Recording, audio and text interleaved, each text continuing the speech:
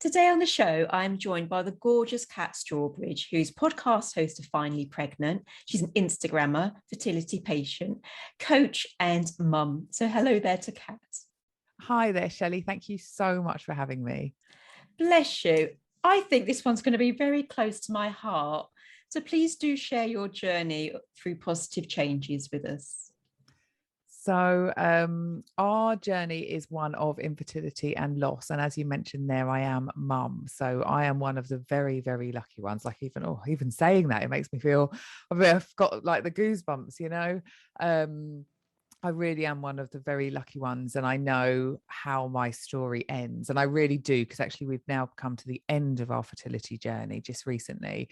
But start going back to the beginning in 2012, we did the traditional get married. We weren't even going to get married, but then we did in the end. And a few months later, we started trying to conceive. I do think that I got pregnant a couple of times naturally, just had like real serious waves of nausea and crippling pain another time, just before, like I'd convinced myself that I was having an ectopic pregnancy at that point, but other than that, and none of them were confirmed, we didn't get pregnant at all. And so we ended up about a year later going to have some fertility investigations. Fast forward, we were diagnosed with unexplained infertility, which is like, I know people who have reasons for their infertility and get answers, and they still can't necessarily get fixed and get pregnant. So I'm not saying that having answers is everything, but not knowing why you can't get pregnant and nobody being able to tell you is incredibly frustrating. It really is. We had 3 rounds of IUI, which is intrauterine insemination, which is essentially them putting the sperm in me at the right time, and they didn't work. We had a fresh round of IVF in 2014, and I got pregnant. And I had walked into, IVF thinking, yes, we're going to get our baby now. Got pregnant, brilliant. Cracked on, we didn't tell anyone, other than close family and friends who knew we were having IVF.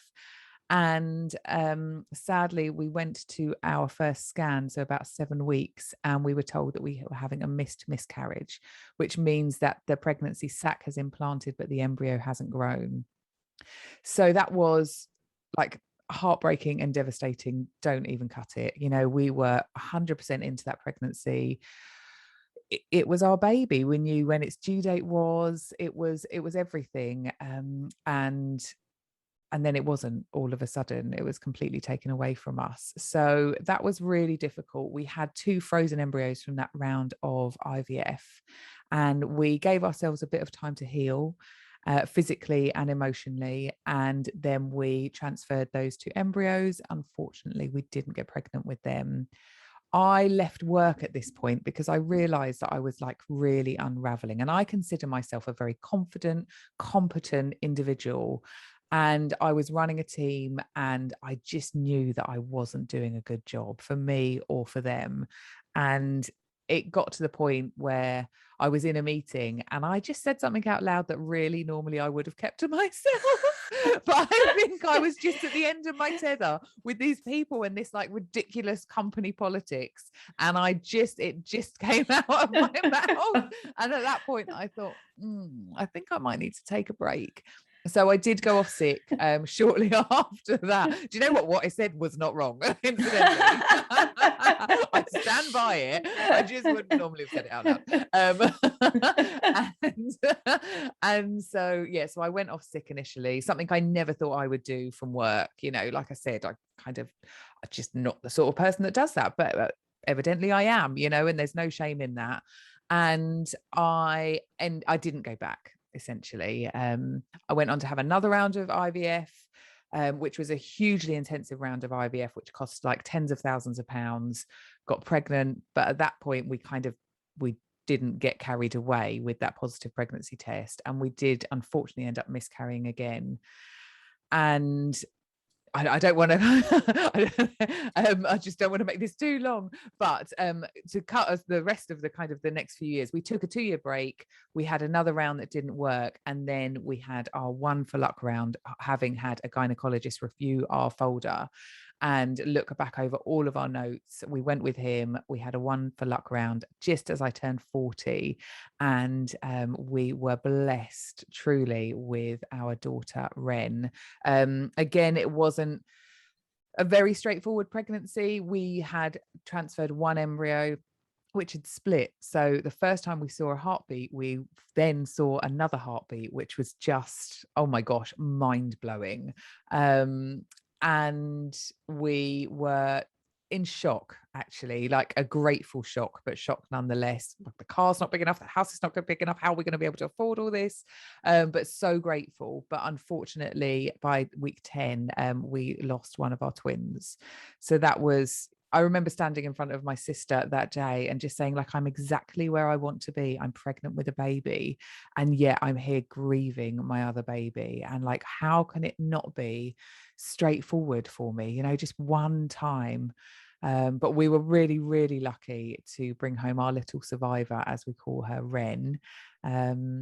And so she's just turned 2. She's 2 in a couple of months. She's very special. But we gave it a bit of time. COVID happened, so we couldn't transfer an embryo because the fertility clinics closed.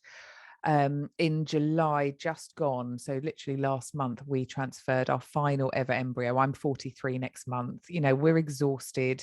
We are financially spent. We've spent £45,000 on this. We've not worked because of treatment becoming too much emotionally, physically, and so our financial situation is somewhat, you know, like, we have to be really grateful again compared to other people. We've got a roof over our heads and everything, but it's significantly different to what we had expected it to be, given where we were, you know, 10 years ago. But we transferred the embryo, but unfortunately it didn't take. So I'm not currently pregnant, and that is the end of our trying to conceive, which is, again, I find myself in quite a deep grief around that. But because of the things I've learned along the way, I'm hoping that it will be something that I can manage in a kind of, you know, like positively, I suppose. And I don't mean that as in I can turn it into a good thing, although hopefully I'll see the silver linings of having one child, but that I can just support myself, you know, really well during this bit of our journey, so that I can come out the other side happy and healthy and confident, and more quickly perhaps than I've done before. Bless you. You've been through so much. I mean, I think listeners know that I had my own infertility journey, but I've never heard people speak so openly about IVF and the miscarriages that go with that. So we didn't go for IVF, but we miscarried a lot. But I was really surprised that even with IVF, there's still so many miscarriages. I've heard that, you know, the eggs don't take and things like that. But there's just so much grief because you've lost, well, I don't know where to start. You've lost the ones that didn't take, the ones that started to take and then went, and then the final one now at the age of 43 hasn't. And as you say, like, time heals, but you've not really had much time to heal because it's kind of been back to back since, you know, the last few years or so. It really has. And without kind of, you know, I don't want this to be a pity party, but when you're going through this, and I think you'll know this from a point of view of loss, is you get your period every month. Every month it's like, oh, I'm not pregnant again, you know?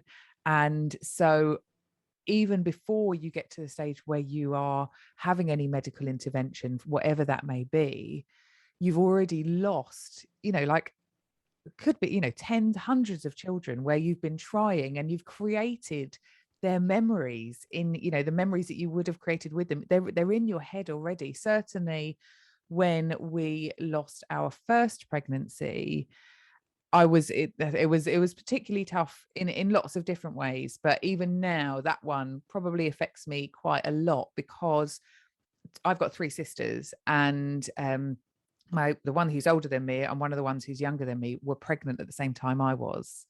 And one of them had a baby in June of that year. I would have been due in August, and the other one had a baby in September.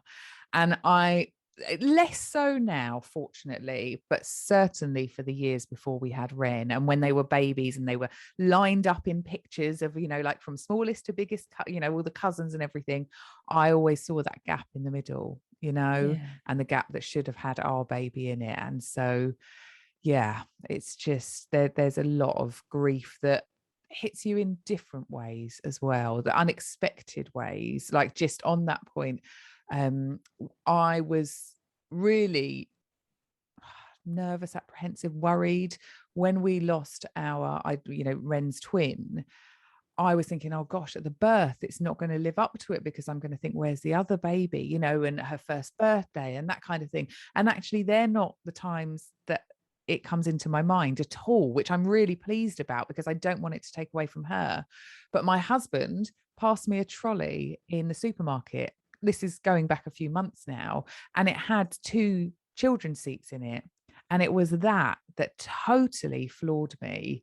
And I couldn't put Ren in one and have the other one empty. I just had to give it back and get a different one, because it just was staring me in the face that we should have had another baby in that seat. And it's so it really, and I know that you'll know this well, and all the grief work that you do, it hits you out of nowhere, doesn't it? Yeah. Often, which can be one of the hardest things actually to deal with. Yeah, it is. I think it is like the due dates, or when other people sort of have, I don't know, like an innocence around their pregnancy. They just trust that everything's going to be okay. And that's never been my journey, because I've had like lost child, 5 consecutive losses. And then Daisy was one of triplets, certainly twins, but maybe triplets. And so I do have that gratitude that I'm pregnant, but I'm petrified. And, you know, and there's no innocence, and there's no sharing the news and things like that. And it is, I don't want to be ungrateful, because obviously my family's now complete, but it's just heartbreaking, isn't it? Because when you've had loss, nothing quite fills that gap.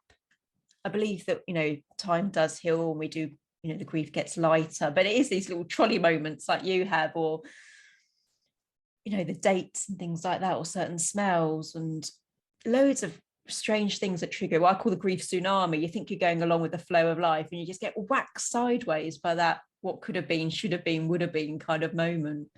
So no, I hear you. It's really hard. I was one of the things that I say is, like, everyone's pain is different, but everyone's pain is valid. So I will compare this because it's my situation, and but I wouldn't want anyone else to kind of invalidate my pain by saying this to me. Do you know what I mean? It's like when someone says something about one of your siblings or something, and you're like, no, I'm allowed to berate them, but you're not allowed to. But recently I was talking to someone who I don't know particularly well, but I'm really open about our journey, and I happened to tell her that we had an embryo on board. And then the next time I saw her, we knew that the IVF hadn't worked. So I was talking to her about that. And we got into talking about it. And I said, actually, funny enough, I did tell her that story about like seeing the gap in the middle between my niece and nephew. And she said, oh, well, you can't do that. You can't do that. I had a child that I lost, and I remember doing that, and you just have to stop yourself doing it. And do you know what? It was a bit of tough love that I needed to hear, because I personally do think that having a living child and losing them would be worse than what I have been through personally. But, I can say that. But it really did. It really put it into perspective. It really did. And I'm just going to mention something about that. Sorry, if you don't mind me saying so. There's a TED talk, and I can't think of the lady. I'll try and send it to you so you can put it in the show notes, of a lady who has got multiple children. I want to say that she's got 6, but one of them passed away. I can't remember the details, maybe childhood illness rather than an accident. And then she's also experienced miscarriage. And someone said to her, what's worse? And she said, well, what would you prefer to lose, your right arm or your left arm? And I just thought, wow, it isn't about comparison, it's just, all of it is heartbreaking. And I just, that when she explained that, I just made it, it was a real kind of, I don't know, penny drop moment for me. Do you know what I mean? Yeah. I love how you're sharing the different things that people say. And we've actually looked back and laughed at some of it. And it is in my next book, actually, Good Grief, because people just say, I don't know what they say, really. I don't know, it's inappropriate. I always have this thing that I'd rather someone said something rather than blanked me. But they say things like, oh, it obviously wasn't meant to be. Obviously, there's a problem, or you would have had a disabled child, or really bizarre things like so and so has been constipated. Did I tell you? I've heard it all. I really have. Whether it's a nurse or it's a miscarrying mum, I have heard it all. But I do think this, I'd rather people always said something to me rather than nothing, because I think it just makes you feel even more pained and invisible when people aren't recognizing it. And I think that's the hard thing. I mean, grief can be difficult anyway, but I think when it's with pregnancy, like say like my beautiful stepdad died back in 2005, and people know that my dad's not around, so he's died. But people don't know that you're pregnant or that you're trying or that you've had a miscarriage. And it's like a silent grief. And we sort of like suffer in silence almost. So when we do find the courage to say like, well, I wanted my child to be in the middle of that photo, or I was due on this date, I'm finding it hard, people will say sort of like, obviously not meant to be, or get on with it. You're thinking, oh, bless you for trying to say the right thing, but actually my heart's a little bit broken. Yeah, it's so difficult. And I have learned, I think, over the years not to be quite as perhaps judgmental, but like, I know people who can't deal with it. I know that if I'm in not the right mood, someone saying, well, at least you can get pregnant, I'm like, I don't know if I can swear or not, but that's what I would do to them, because for me getting, and I suspect you are exactly the same. For me, getting pregnant was a million miles from actually bringing my baby home. And so anything, when people ask me, what should I say or what shouldn't I, anything with at least, anything with just, as in just adopt. Why don't you just adopt? There is no just in adoption. Let me tell you, I know a lot of people who have adopted and there is no just, and so I totally hear you. I remember having conversations with my mum, and she would say, probably when I would say, why don't you bring it up? And she's like, well, I don't want to upset you. I don't want to remind you. That was the killer. I don't want to remind you. I'm like, wow, I can assure you that whatever I'm doing, the fact that I am unable to have a child, when 9 times out of 10, I am, they're running around me, because if I'm with you, I'm with my sisters and their little ones, you are not going to remind me. Some days I won't be able to talk about it. And so as long as you will allow me to say, not today, if you ask, and don't feel rejected by that, just know that I'm not in a space where I can talk about it. And other days I will probably tell you way too much information, and you'll regret you asked, but not because you reminded me, just because you get this torrent of information and feeling. But yeah, I completely agree. When people don't say anything, it can make that isolation that you're already feeling deeper, and you do feel incredibly alienated and ignored. And there's a lot of shame and embarrassment about not being able to do something that should be so, quote, like natural, and everyone else literally that you bump into seems to be able to do. And I think that silence is just perpetuating that, and that's why we need to talk about it, and ask the questions that we don't understand, but try and do it in either to someone that isn't going through it right now, or maybe it's, don't ask the questions of the person that that that you care about and you want to support. I have messages on Instagram from people who say, my sister is going through this, my best friend is going through this, what can I do? They're going through their 2-week wait, how can I support them? They've just suffered a miscarriage, how can I make it better? And that is like, again, I get the goosebumps, because that is just like, what an amazing friend, what an amazing individual that they are, coming to me, who is open and talking about it. And it doesn't have to be me, there's lots of other people out there doing that, so that they can support their friend in the best way, and that's incredible. It really is.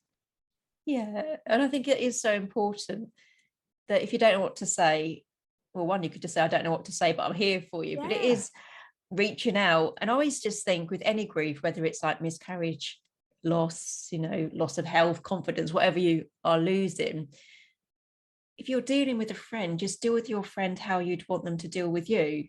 Would they like to talk about it? Do they just want to eat chocolate? Do they want a one-to-one time and go shopping? And it is, I think we make it so complex. That's why grief gets so complicated. Don't overthink it. I mean, to be honest, some things that people have said to me, I don't think they've overthought it at all. Like, it's something not meant to be, Shelley. I don't think they've thought at all. No, at all. But they're having a go, bless them. But I think, sometimes if it's your friend, I know it's a unique situation, but you know how to talk to your friend to just have a go sort of thing. Yeah. You don't even need to say anything, do you? It's like that long extra hug or extra long hug, And it's, I'm here and I know this is tough. Like, don't try to fix it. That's so many people do that with lots of things, don't they? Yeah. And you can't fix it. It's really, really shit. I don't know if I can swear. I just should. Oops. It's really, really difficult. And so, yeah, just let them know you're there, and that it's hard, and you will always be there for them. Bless you. I love that. And I love the fact you've got Ren in your life. I think that's just gorgeous.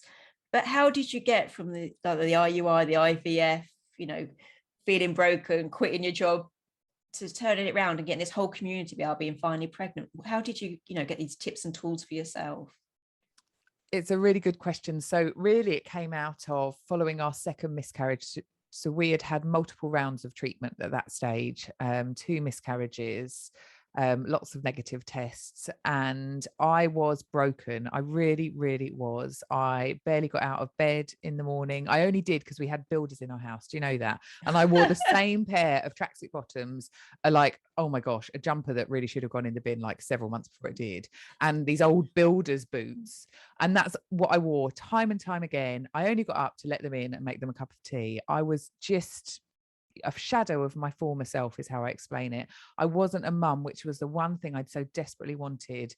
I wasn't working, so I just felt like I had no identity. I had put on lots of weight because of treatment and wine when it had failed. None of my clothes fit me. The way that I talk about it is I looked in the wardrobe and my lack of identity was just reflected at me, because I just didn't know who I was or what I was doing. And I was really fortunate. Actually, my husband ended up changing work at that point. Like, he'd changed work and it hadn't gone well for various reasons, and he'd changed back, but he wasn't bringing in a lot of money either. But he was broken as well, to be fair, but he went and got enough money for us to kind of survive. And I was able, the first thing that I did, do you know what? It was sign up to a life drawing class, because I remembered when I was younger how much I enjoyed life drawing. And I remember that it was a space where I could go and just focus on what I was doing, like mindfulness in its truest form.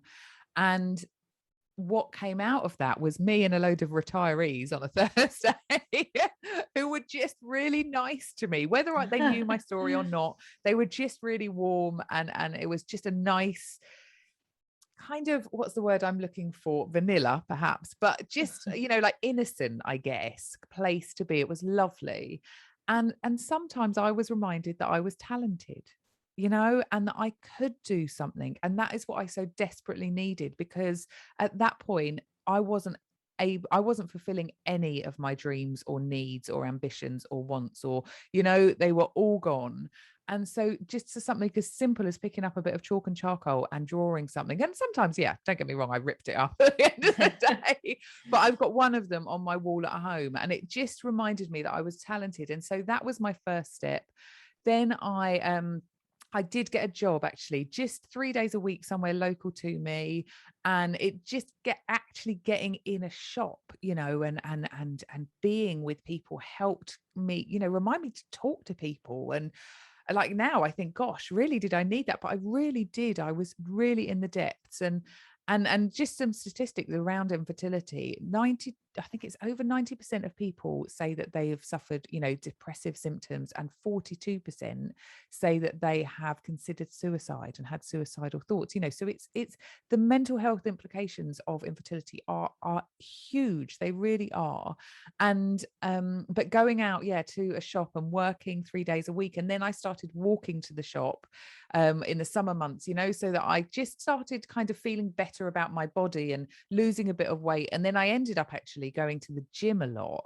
And like I heard a friend of mine talks about finding your life raft, and the gym and exercise for me actually has always been my life raft, but never more so than then, because my body, like I say, wasn't doing what I felt like it was supposed to do. And so what I wanted to do was make it strong in a different way, in a kind of in a physical way.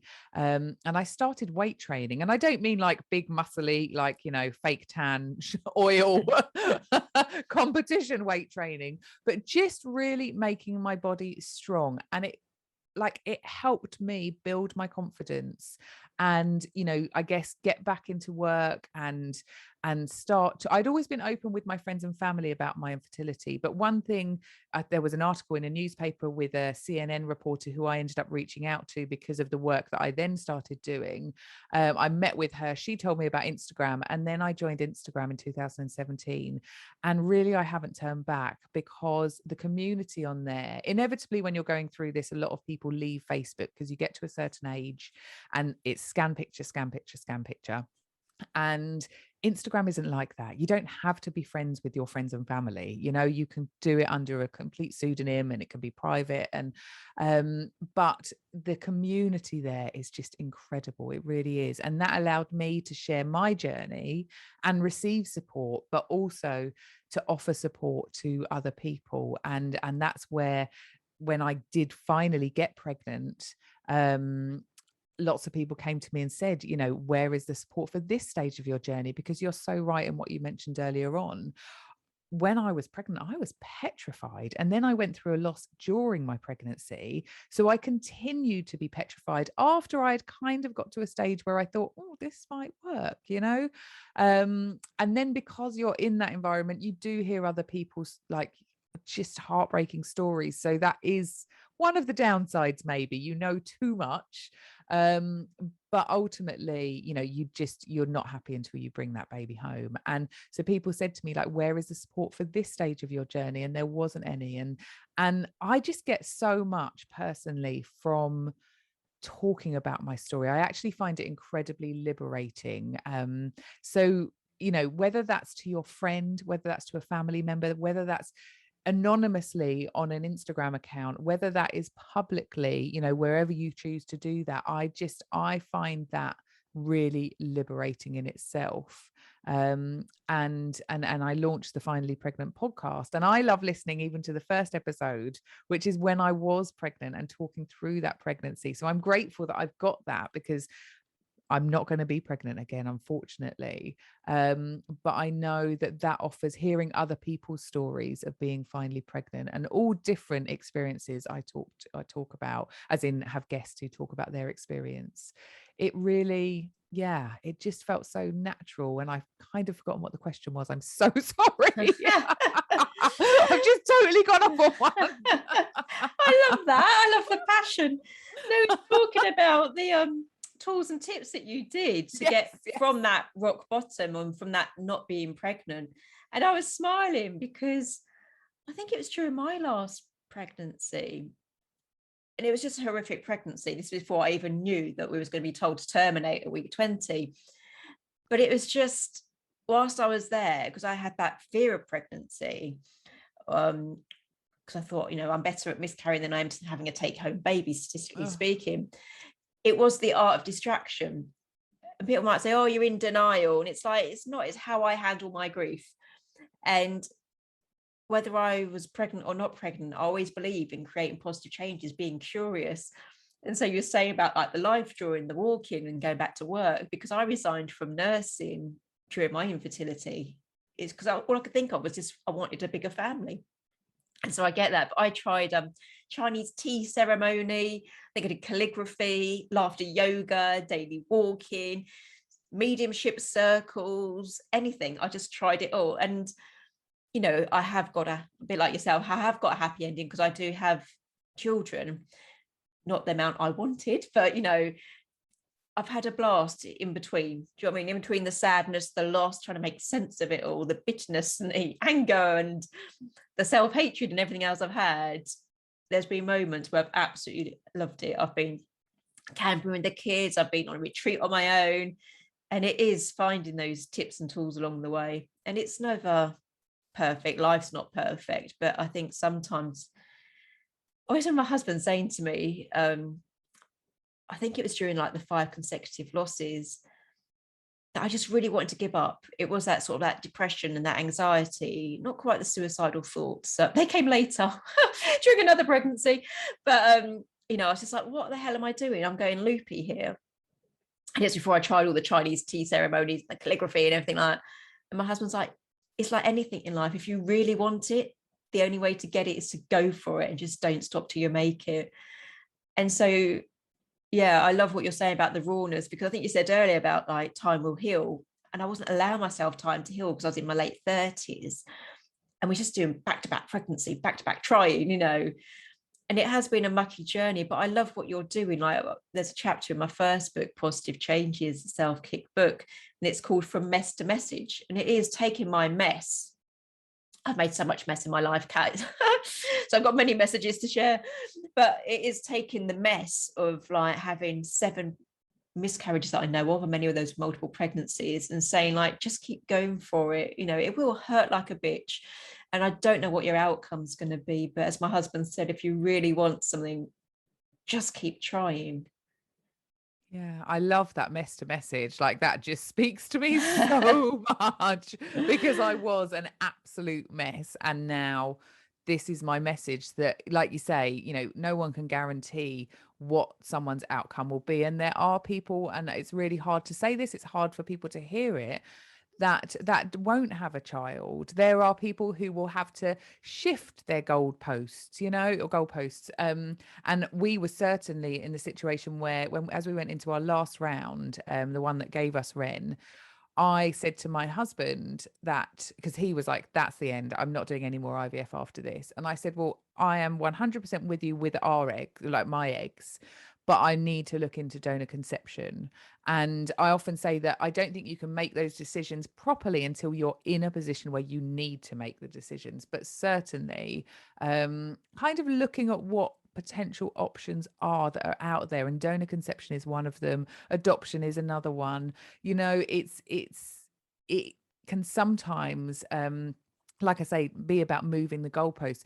But with each of one of those, you know, it comes the grief. You know, if you go to donor conception, it's about grieving the loss of your biological connection. You know, if you go to surrogacy, it's about, you know, grieving the fact that you're not going to carry that baby. And so like grief just is so intertwined with infertility and loss in really obvious ways. You know, that's talk about state the obvious, but in lots of other ways as well that I think that people don't realize, and that can impact you forever ultimately. And that's why, like, I guess my main thing is community, and finding people that you can talk to about it, and understanding that, you know, just different people's experiences. I read someone's book the other day, she's a solo mum, her name's Liv Thorne, and she talked literally in the first kind of 3 or 4 pages of her book about how she had this whole story written out about, you know, meeting a guy, getting married, and, you know, she goes into more detail, having children, da, da, da, da.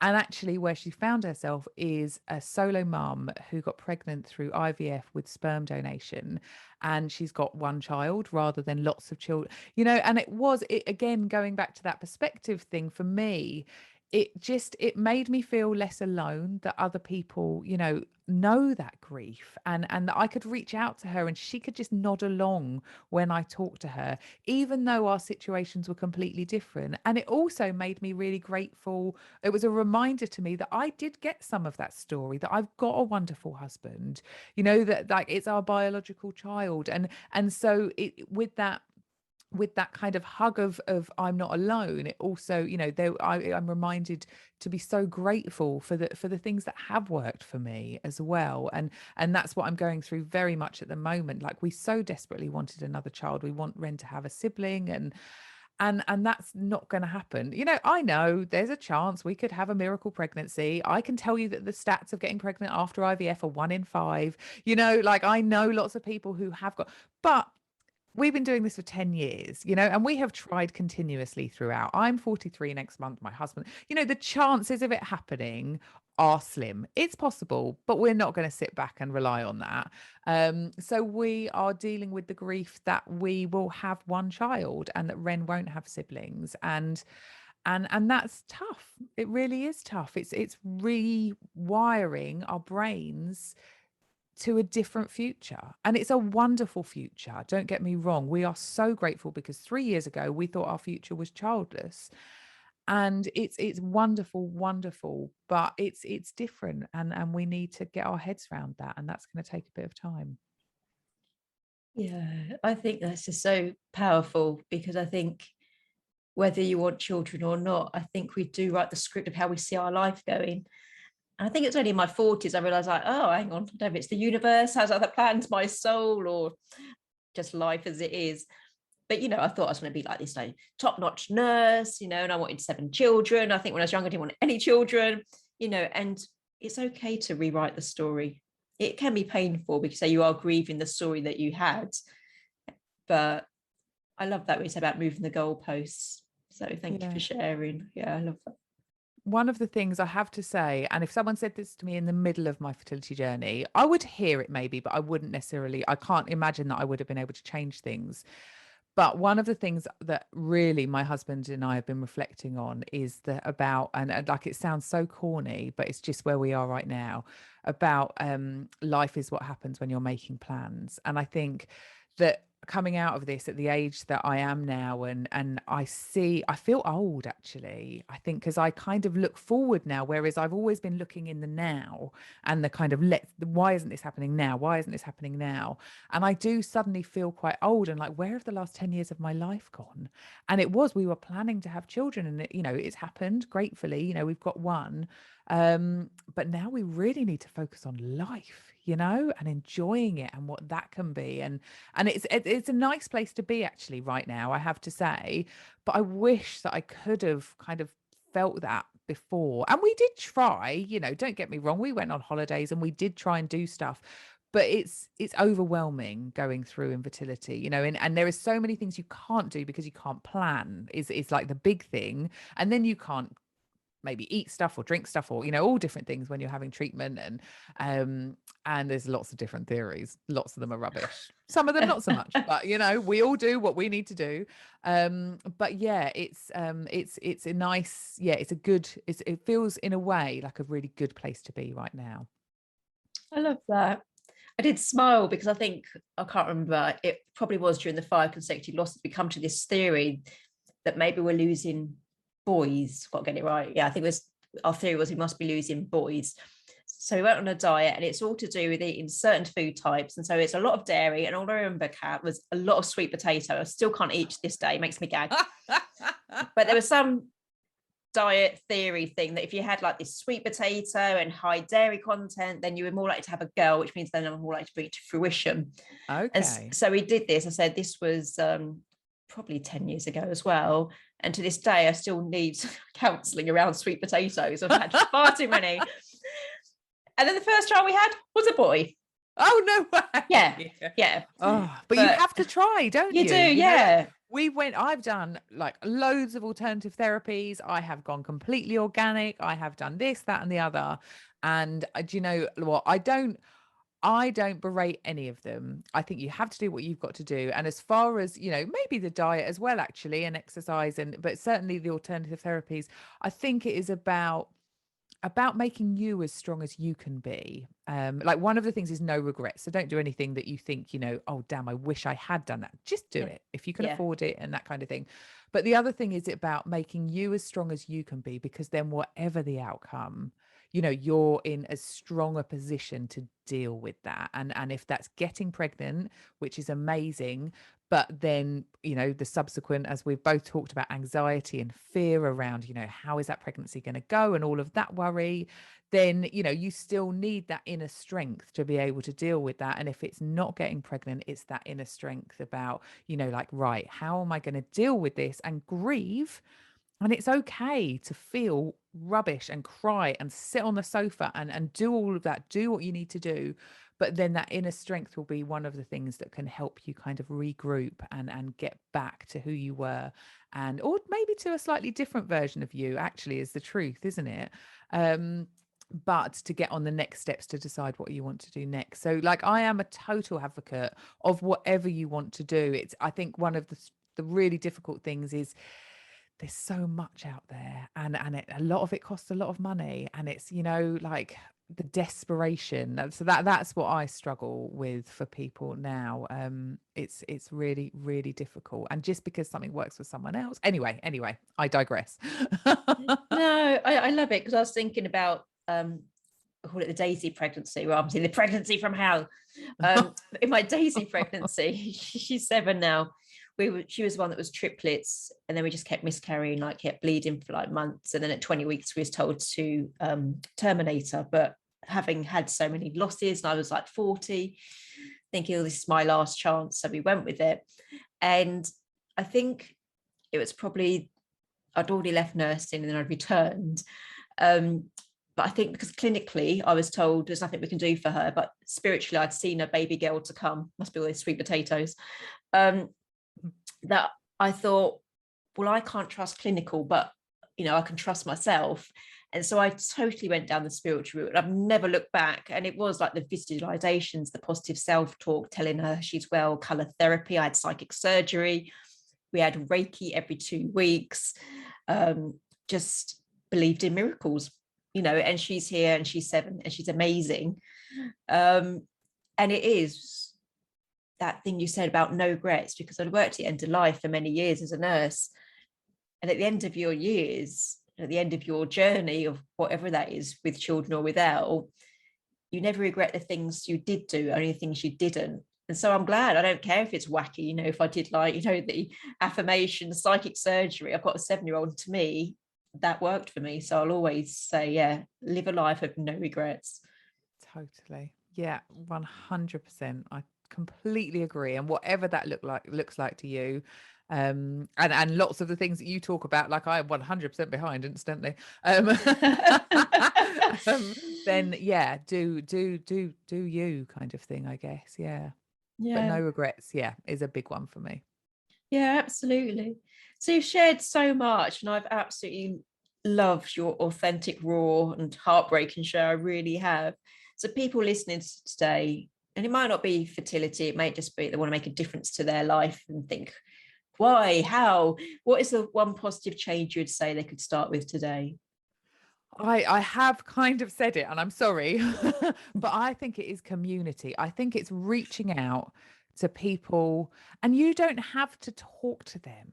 You don't even need to enter into that conversation. They don't need to know that you're looking, and you're, like, it's okay to lurk sometimes, but find people who understand your story. Find people who have been somewhere similar to where you are right now, and start paying attention to that. And as and when you're ready, do reach out. If that is on Instagram, which is where I do a lot of my work, it's sometimes people, like, I've DM'd people who've got hundreds of thousands of followers and had a response. I also know that, we haven't all got loads of time, so don't be offended if people don't get back to you, but comment on things, talk to people, get involved in the community. I have got absolutely zero regrets about that. I have made lifelong friends who totally get me, and actually have opened an amazing world to me of friendships, and they've got all different experiences and all different numbers of children, or whether they've got children or not. And I just think that reaching out, just make that, just community, whatever that looks like to you, that would be my main thing. Because I can pretty much guarantee whatever it is you're going through, you are not the first person to go through this. And it feels like that, I totally get it. And I know all of our experiences are different, but there are people out there who have been through the same, if not very similar. And it really, to coin a phrase, it is really, really good to talk. So yeah, no, I love that. Another one of the life lessons from the dying is about connecting to something bigger than yourself. And as we said earlier, like, that all of our grief is unique, but there is something quite unified about when we do have a loss, whether it's loss of sort of like normalcy, like we've had with the pandemic, or loss of a dream of wanting 7 children. When you have it, there is a connection with others, which has a real healing power. And so I was going to say, like, whether it's a death cafe, a forum, healthcare professional, Instagram, or finding a group like you did with the life drawing, just do something to break up that narrative in your head about how it should be and how it's going. So thank you. I love the community, I really do. So bless you. You're over on Instagram, so how can you support people? I know you've got a lovely freebie you offer them. Tell us about that. So what, like, and it's nuts to me even now that I like support people through pregnancies. Like, that is the greatest gift, and I will always be there for people who are trying to conceive at whatever stage. Like, please. And I remember seeing people who had children who had been through a fertility journey, and I did think that, I was like, you don't remember, you don't understand, you've got a child. I promise you, I do understand. I'm also very mindful. I think I said this at the beginning. I know how my story ends, and I am definitely one of the lucky ones. But I will always be there for people who are trying to conceive. But a lot of my work currently focuses around people who are finally pregnant after infertility and loss. So there is, as you mentioned, there's my top 5 strategies to enjoy your pregnancy. I'm never going to get rid of anyone's anxiety. There is always going to be about that. What I talk about is kind of stealing back, some of the moments so that we can enjoy as much as we can. And that is through community, through affirmations, through like lots of different things. There's my podcast. I'm just wrapping up season 5 of that, and I'm going to take a break, but there's like 50 episodes that you can listen to now. My Instagram, and I do run a community called The Hangout for people who are finally pregnant and parenting. So because it does impact into parenting a lot of the time as well. So we just had a meetup, actually, an in real life meetup. Yay! Post-COVID. It was so amazing. There was an optional hug. You didn't have to hug, but lots of us did hug, and it was very nice.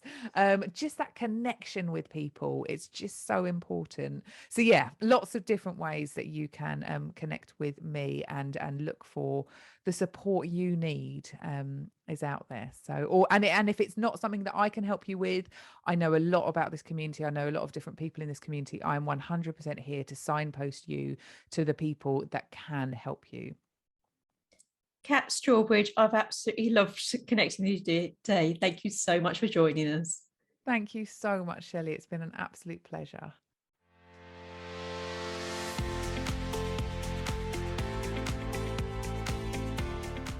If you enjoyed today's episode, please make sure you subscribe and leave a positive review. If you would like to create your own positive changes, you can buy Positive Changes, a self-kick book from all online book retailers or from ShelleyF28.com. If you need a dollop of positivity until the next episode, come like and follow us over on Facebook at Shelley F. Knight, Life Goes On. As always, I've been Shelley F. Knight, and you've been amazing.